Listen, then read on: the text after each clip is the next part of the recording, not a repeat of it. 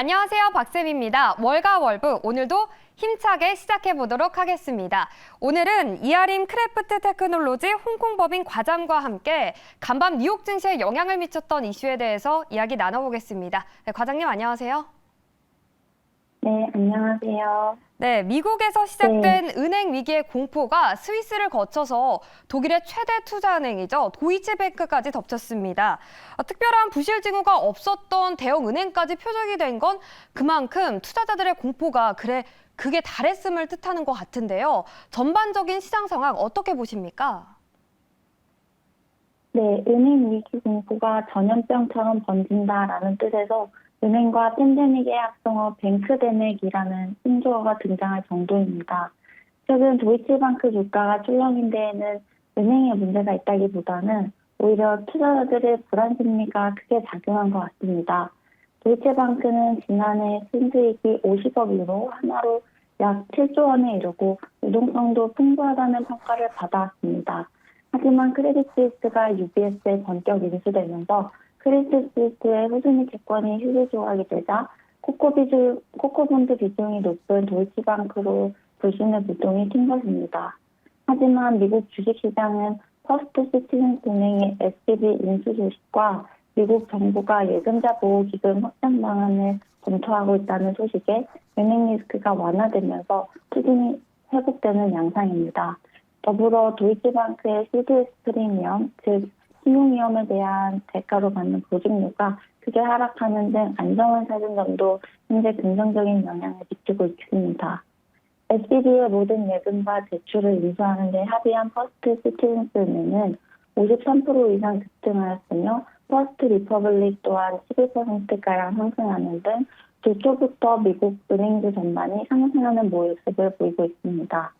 다만 지난 수요일 뉴욕의 3대 지수인 다우존스, S&P 500, 나스닥 모두 약간의 조정장을 겪었는데요. 은행 리스크 우려에도 불구하고 견조한 재무구조에 높은 수익률을 보였던 개별 지수주 중심으로 본격적인 실적 시즌을 앞두고 차익 실현 매물이 나오는 것으로 파악됩니다. 네, 또한 은행 사태가 진정됨에 따라 미국 국채금리가 상승하며 주식시장의 하방 압력으로 작용하는데요. 근본 사태에 대한 금융당국의 빠른 조치에 안전자산 선호 심리가 완화되면서 주말 이후 미 국채금리는 상승세를 보이고 있습니다. 향후 연방기금 금리 수준이 어떨지에 대한 금융시장 참가자들의 전망을 확인할 수 있는 연방기금 금리 선물 가격에 의하면 5월 25bp 인상 가능성을 48%로 확대함에 따라 인정물 금리도 장중 4%로 상승하며 현재로서는 특히 기술주 투심에 부담으로 작용하고 있습니다. 당분간은 금융 안정과 물가 안정을 위한 연준의 분리 대응 기조가 지속될 가능성에 무게를 두지만 금융 불안이 심화될 경우 이르면 2분기 중에 시장의 유동성을 조이는 양적 긴축 정책의 감소 또는 조기 종료 조치 발표를 예상합니다. 금리 변동성 확대가 불가피하겠지만 금리 인하가 가치권에 들어오기 전까지는 미국 국채금리 수익률 역전 영향도 지속될 것으로 전망됩니다. 네, 금융 불안이 심해지고 경기 하락세가 뚜렷해질 때까지 금리의 하락에 기대는 미뤄질 수밖에 없겠군요. 그러면 이런 요인들이 지속된다면 금융주와 기술주의 흐름은 엇갈릴 것 같은데요. 업종별 전망은 어떻게 될까요? 특별히 우리가 주목해 봐야 할 업종이 있을까요?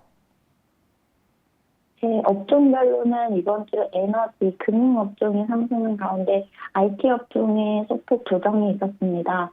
일부 기술주의 차익 실현을 위한 물량과 디즈니 구조조정에 따른 메타버스 사업부 폐지 소식 또한 금주 해당 업종 주가 하락에 영향을 미친 것으로 파악됩니다. 에너지의 경우 금융 리스크가 다소 해소됨에 따라 경기 경착륙 우려가 완화된 것과 WTI 원유 가격이 5% 이상 상승한 것이 에너지 업종 투심에 우호적으로 작용하였습니다.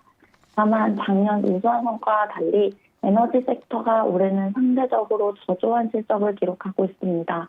대표적으로 에너지 ETF인 엑셀E의 주가는 작년 약 64%의 수익률을 기록하였지만 올해 연초 이후 기준 약 마이너스 3%가량 하락하였습니다.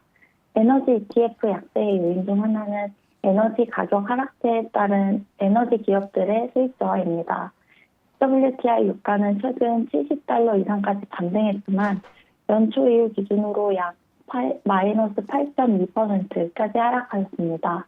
한편 미국 천연가스 가격은 연초 이후 마이너스 87.1%로 더 큰 하락세를 보이고 있습니다. 3월 원유 시장 보고서에 따르면 국제에너지기구는 올해 초 글로벌 원유 재고가 급등하면서 2021년 9월 이후 최고치를 기록했다고 언급하고 상반기에는 원유의 공급이 수요를 가뿐히 넘어설 것이라 전망했습니다. 산유국들은 올해 원유 생산량 목표를 유지할 것으로 관측되는 가운데 원유 시장은 작년보다 부진한 흐름을 이어갈 것으로 보입니다. 다만 주식시장 전반적으로 보았을 때는 매일경제와 크래프트 테크놀로지스가 공동 개발한 인공지능 기반 미국 주식 주간 예측 지수인 부맨쇼크에 따르면 일단 최악의 국면은 지났다는 시그널을 내놓고 있습니다. 네, 인공지능 모델이 이번 주 미국 시장에 대해서 위험 신호를 소폭 하향 조정했다는 소식이 반갑긴 한데요. 그런데 어떤 근거로 위험 신호가 낮아졌다고 판단하는 걸까요? 네, 인공지능 기반 미국 주식시장 주간 위험 예측 모델인 부맨쇼크 지수는 3월 24일 지난주 금요일 미국장 종료 시점까지 업데이트된 데이터를 기반으로 산출된 결과 위험지수 32를 가리키며 직전주 27 대비 신호를 크게 낮추었습니다. SBB 부도일 직후에서야 보통 공포지수라 불리는 빅스가 급등한 것에 비해 부맨쇼크 지수는 3주 전부터 지속해서 위험 신호를 상승시키며 시장 하락에 대한 경고를 해왔습니다. 아직 한 주가 끝나지 않았지만 어제 하루 S&P 500과 나스닥 100 지수는 각각 1.42%, 1.87%의 강한 반등세를 보이며 주초 이후 수익률이 플러스로 돌아온 것이 시장의 흐름을 주가 이번에도 어느 정도 예견한 것이 아닌가 싶습니다. AI는 인공지능은 이번 주 미국 주식시장의 예측 변동성과 미국 주식시장의 과거 1개월 모멘텀, 미국 장기국채와 미국 대형주 상관관계를 3대 변수로 파악했습니다. 인공지능이 위험 신호를 하락시킨 것에 대한 근거로 가장 대표적으로 참고한 지표라는 것인데요.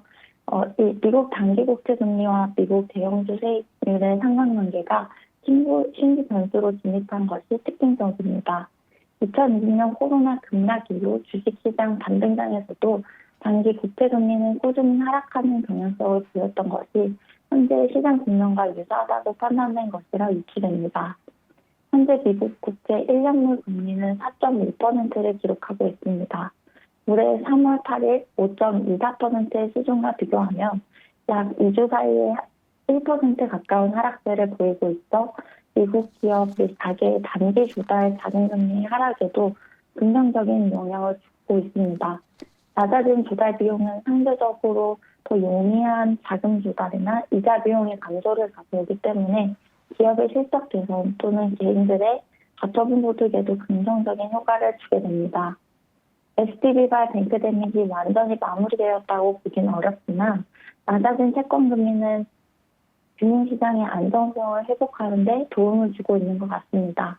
또한 CNBC 프로가 1928년부터의 섹스 주식시장 자료를 분석한 결과 S&P 500 지수가 하락한 해에 이어 1분기에 반등을 하면 2분기에는 지수가 1분기 수익률의 약 절반의 수준으로 상승하는 경향이 있는 것으로 파악했습니다.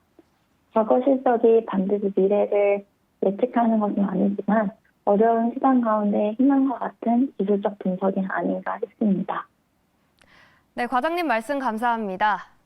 네, 이어서 매경 월가로 유튜브 채널에서 어젯밤 윤원석 특파원이 뉴욕 증시 개장 라이브를 진행했는데요. 하이라이트 영상으로 만나보시죠.